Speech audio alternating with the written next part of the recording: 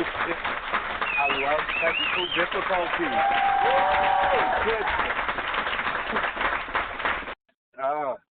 Thank you, everyone. Hello again, and welcome to Outside the Huddle with OT. I am your host, Dr. O.T. Porter, the NGFFL's Director of Communications, and I am communicating with you directly about our NGFFL family as we work to compete, connect, and unite.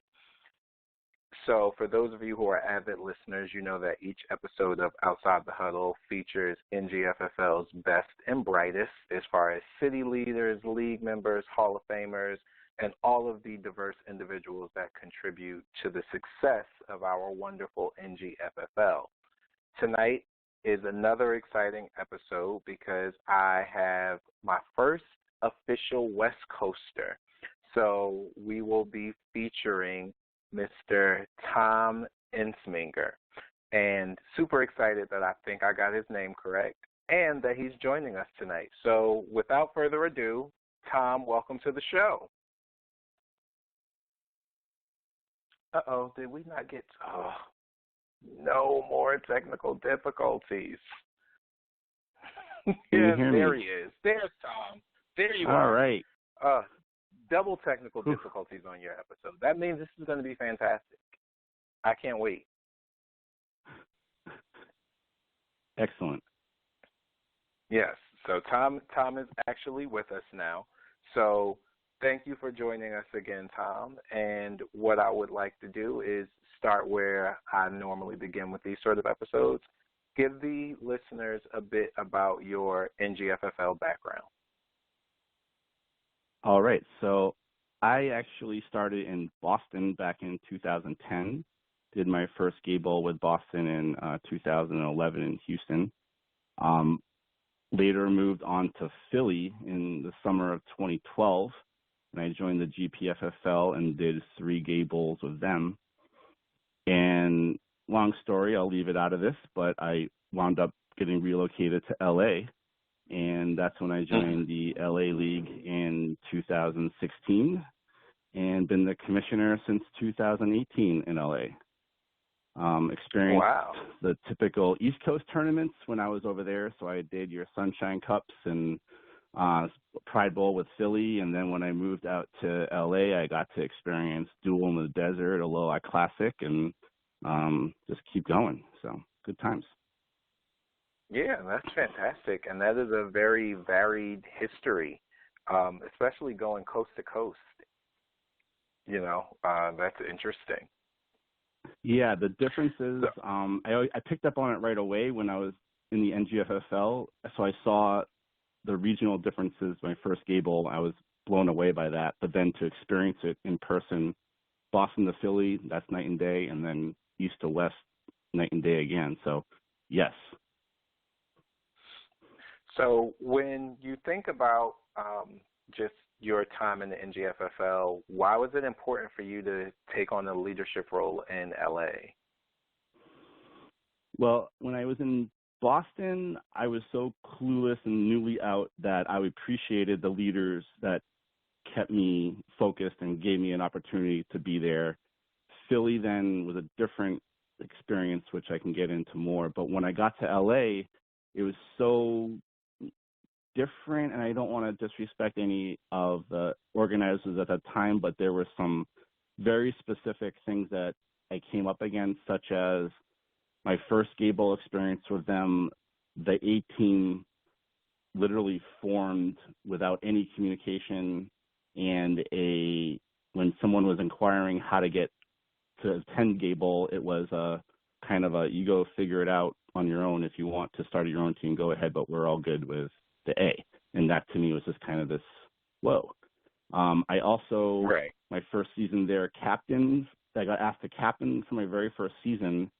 I actually won the LA League that season and had one of the more experienced A players on the team say to me, "You're the first captain I've ever had tell me to sit down and take a break and let a new player go in. And you open my eyes to the idea that if we pick up these newer players and build them up, they will exceed and continue." So I just saw that there was just like a difference in how LA got to where it was. and with the experience I had that came from the East. And I kind of just was like, I need to do what I can here, and I think I'm doing okay. I think we can continue to do better, but glad that I have this opportunity to tell you about it more.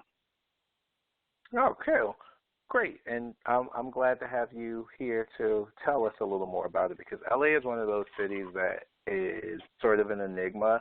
You know, people know about the very storied history of LA, but to have this opportunity to get really in depth is great. When we speak about LA, right, it's one of the few leagues in the NGFFL to sort of rebrand itself. Why was that process important for the future of LA?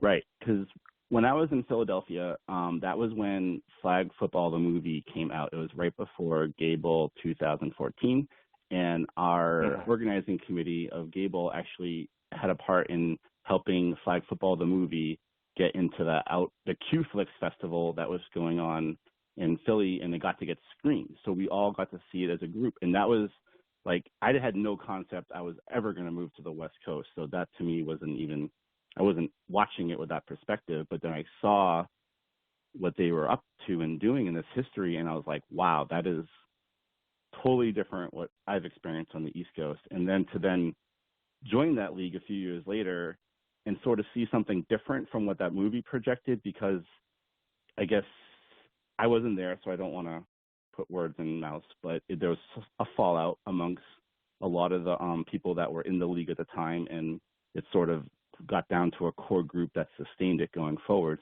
thankfully. And when I got in there and I saw that there was the first Gable with LA was 2016 in DC, and 15 was the last year there was the Motion and the Express. So I wasn't part of LA for that. I just kind of saw the aftermath. And when I saw that weirdness of the joining of teams in 16, that was when I was like, okay, we got to figure this out and build this back.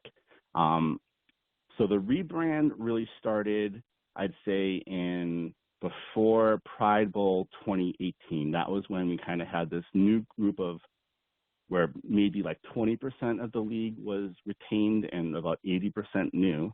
And we actually, we had some momentum and went into that Pride Bowl, and that was the one that we won in 18. And then we debuted our rebranded look in the next Gable. It's blanking right now, 18 Gable. Oh my gosh, that was in Denver. So we showed our uniforms then. But the theory was, essentially, I was on leadership of various travel teams prior, and the ability for players to move up as they get better, as they improve, or as you age and you want to drop down, there was definitely a mobility between teams. And we also saw, when I was involved with the Gable in Philly, that the national sponsorship interest is more about the city and the city market, not so much about the team name and individual team brands. So we kind of came up with this concept of let's go and show the nation that we are united, we are LA, we are the LA Express, and we're going to come with the same look. We're going to make us just be bigger maybe than we are, but at the same time we are big, and just be there. And so we had I can't tell you how much work it took to get those uniforms that we now have, the white and the blue that we can mix up. But essentially we showed them off, and they were pretty damn hot in Denver, if you ask me. And we everything was have had good success since then. Yeah. So. Yeah, Denver was 2,000 degrees the entire time. Yeah. Oh gosh, it was so hot in 2018. I could not believe we were in Denver in September. Right. Yes. And that was totally trippy for me too, because that was my second Gable in 2012 when I was with Boston, in that same spot with a player specifically that I was on the 2012 team with in Boston, but now that same player was with me in LA. So that was just the weirdest experience. But anyways, Right. So thinking about LA, speaking about its history, its legacy, LA has always been either winners or very strong contenders. Besides simply winning, what do you think contributes to that? Well, the one thing I noticed, the Southern California and just like, so let's call it Southwest USA lifestyle of there really isn't an off season for running around outside. That's definitely a contributor. And then I just think you have to give a lot of credit to the founders, Sid and Jim, who really set the bar high. And, you know, that history of let's just be the best and let's continue to raise the bar. And you have this huge metropolitan area that you can, when you finally filter out the people that want to join you, you do get kind of the higher crop of athletes that come out of college or whatever. So that's one thing.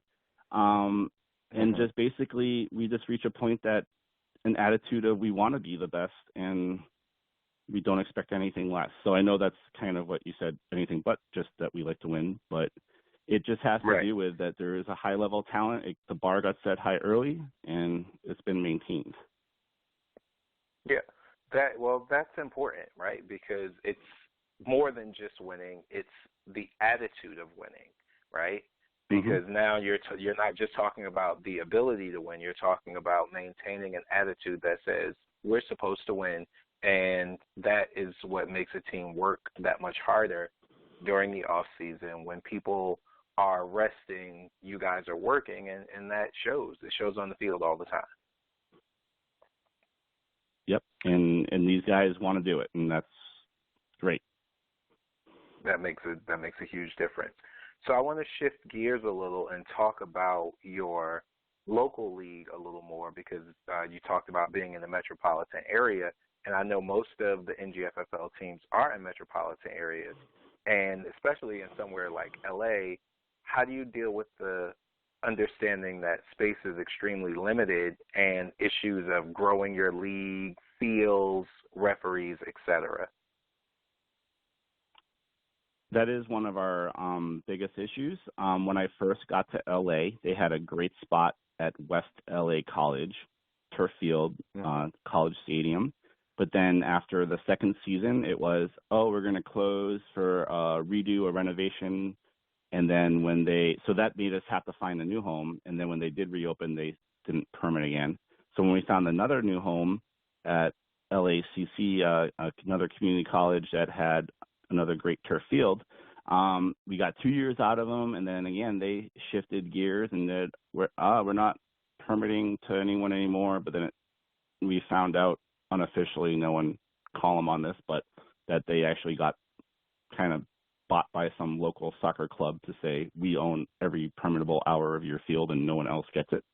So then we were on the hunt for a new field just to even have a season for last spring. And the only thing we found was a grass outfield of a softball field in Culver City that when our task force found it, we thought we had the bigger softball field that we could sort of fit 2 fields, but it turned out we really only had the one that you could fit 1 field. And it was no lines, and we actually got formal direction from the city. We cannot line the fields. And we're like, okay, this isn't going to work, but we're going to make it work. And we I fortunately had a lot of experience with laying out fields and know how to do all the trig and layout skills. And we laid out the field in blue so you could barely see it if you weren't looking for it. And we just did it anyways, seek forgiveness. And we made it work, but it was a shorter field, narrower. It was perfectly square, but the surroundings were completely skewed, so you couldn't see what was the right direction unless we put a center line, which we did. Anyways, but then now they've already told us they're moving on from cleated sports on their fields, so we absolutely are going across all of LA County to try to find something to do next spring with. We have a few targets. I'll disclose them when we have more traction, but we're kind of going out of the box, and we're going to find a home that we can have a spring season, and we're going to hopefully announce in the fall a few one-off dates. It's one thing to find like a one-off date somewhere versus like a consistent every weekend somewhere. So we're going to announce some one-off dates for like we did that in the past, which is a holiday bowl. So you just kind of get it's open play, but it's organized. We do refs. And referees, we actually kind of do okay. We have a great group that gets the LA culture, does a lot of the other more all the straight leagues in LA, I guess you could say. And they work awesome with us. They get our guys. They help us with our stuff. We're still not perfect with our rules and all that, but in general, refs has not been a problem.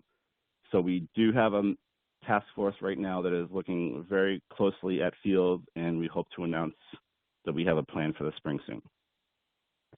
Okay.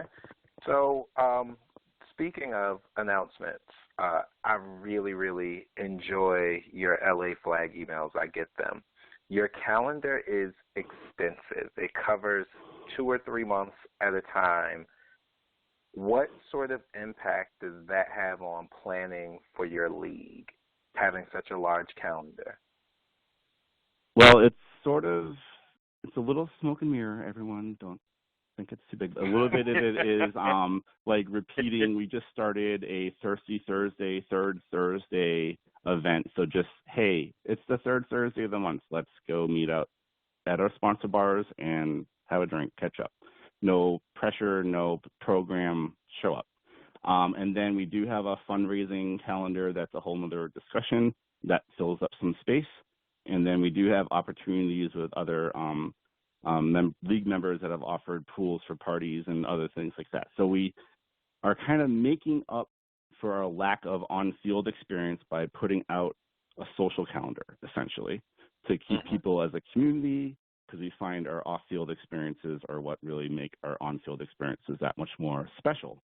So, yes, it's a little burdensome, but at the same time, it gives my board a focus of we've set an agenda, and then they know what each committee within the board has to do to execute each event, and we can get our announcement out, we can get our background work, and it just kind of keeps it moving without having to be constantly, what are we doing next? So it comes up. So it's a double-edged sword. We've run into in the past that not enough notice, and then sometimes when you have too much notice, people don't pay attention to. So hopefully we find a good balance, and right now we're more so focused on the fact that we don't have a lot of on-field experiences to offer new people that want to join us, that we're trying to build a social calendar, so at least there's something. Okay. I'm here for that. I often think that people forget that the league is social, and so that's important. And I know that LA addresses that because you have a rather unique system in your league where you can choose a buddy, right? Tell us about that. How does that work?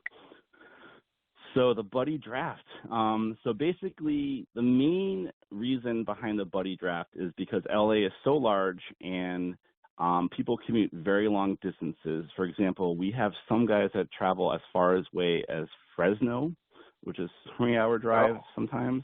And it just gives you the opportunity to say, I want to commute with one person, and I don't necessarily want to wait around 2 hours for them to be done for myself to go home. That's one reason. And then the other is more so social. Hey, I don't really feel comfortable joining the league, but if I knew I was going to be on a team with one person I knew, I'll take the chance. So it's those two things. And then it does add a lot of logistical issues to the draft. One, because no league apps or whatever other program people use is going to have a buddy system built in that you drop down and there's a whatever. So it's a text field. So like 3 people will pick each other in a triangle. People will pick buddies that didn't know they got a buddy. So then it takes a lot of work of our board and the community to like kind of sort that out. But that's all good. It's worth it. And then the draft, essentially, our captains, their buddy is their co-captain. And then our first round is quarterbacks, like a lot of leagues do. And if a quarterback has a buddy, then essentially that's the second round pick for that team. So as we snake, when it comes back, if they already have a second round pick because the QB had a buddy, they don't get a pick. And then if your second round pick has a buddy and you only had a single person for your QB, then that's your third round pick. And it's a little complicated once you kind of see it on paper, but once you start seeing it, it makes sense. it makes for another level of strategy of the captains to select who they pick first. Because maybe, and surprisingly, I think this last year, like the first 2 rounds actually were all individuals and the buddies didn't start till later. Because typically, not everyone chose the buddy system. Maybe mostly the new players did. And then that's just kind of how it worked out. So it worked out. Oh, good. It might not work for a 12 or 16 league scene. Yeah. Yeah, but it might not. Yeah. And I know Houston does something similar. I don't think it's quite as intricate as LA's, but I like what you said, and it didn't sound as complicated as you think it sounded. Not to me, anyway. Right.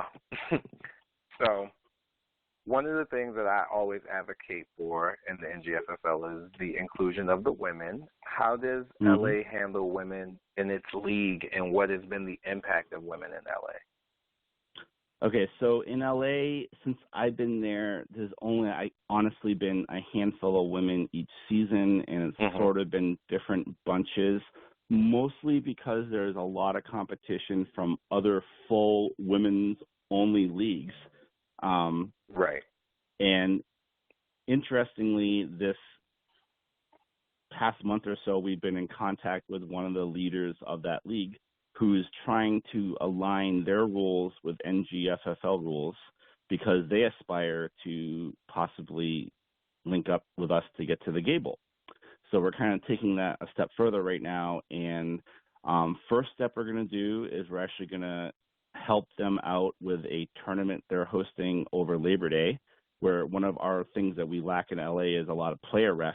So we're trying to build that up. And so we're going to try to help them with referees for the tournament with our players, and then we're going to meet. We have a call scheduled for later this week, and hopefully maybe we can work out a deal that once we kind of see how our energies vibe, that we could sponsor their members to become LAF members, and then possibly get to Gable. So we're working that out, and we see it as something super important to our league, especially on the national level, that the women's division has grown so well, and I'm a super big fan of it, and I love it, and we'd love to have it here. So it's just that's our real in, is kind of partnering with the league, and then obviously trying to get more members on an everyday basis. So, smart move. You mentioned Gable. How's LA preparing for Gable 19 in New York?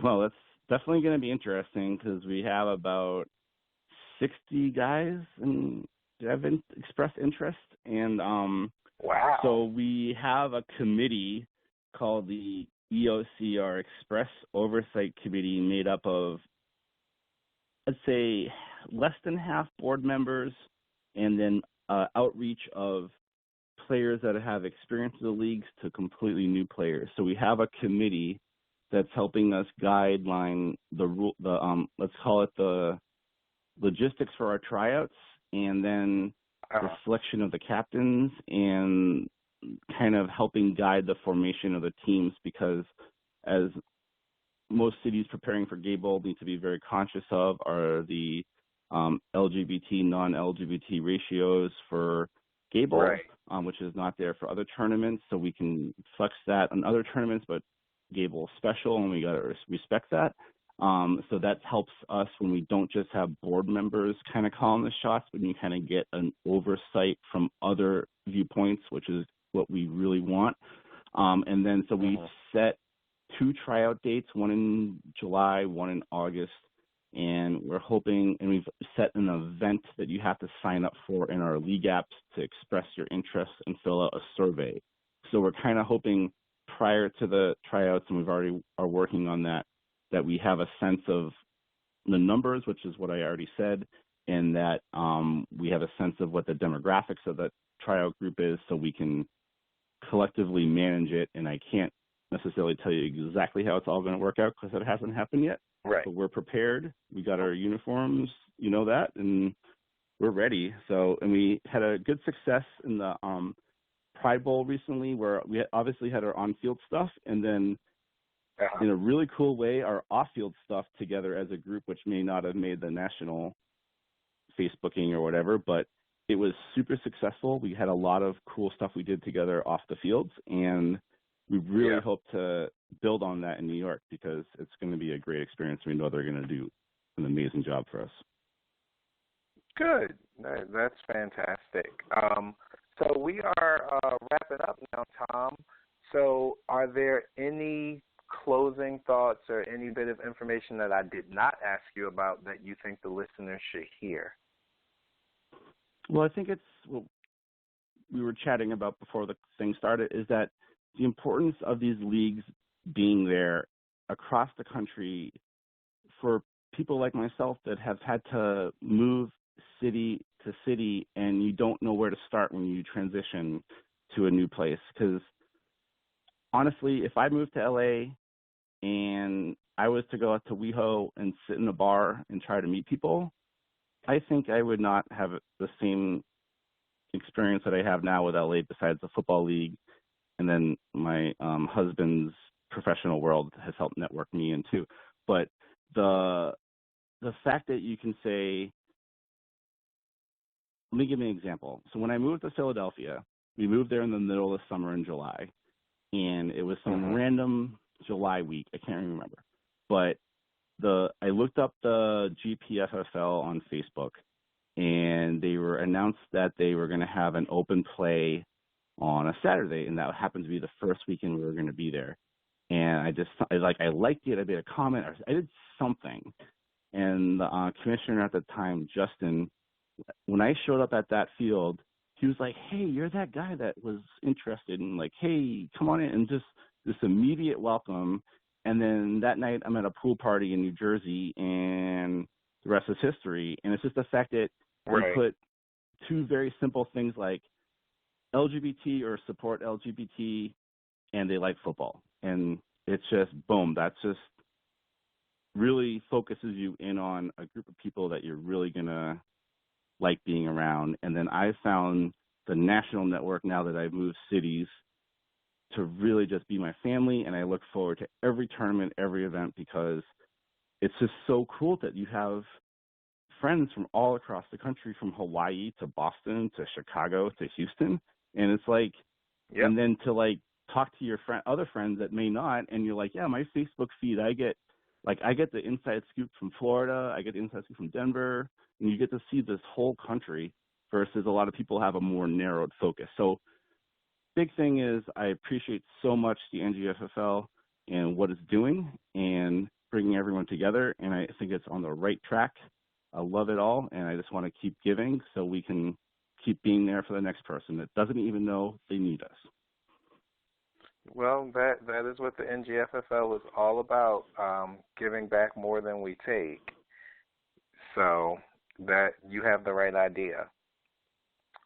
Yes. Well, again, Tom, thank you so much for taking time out of your day to be here and do this with us.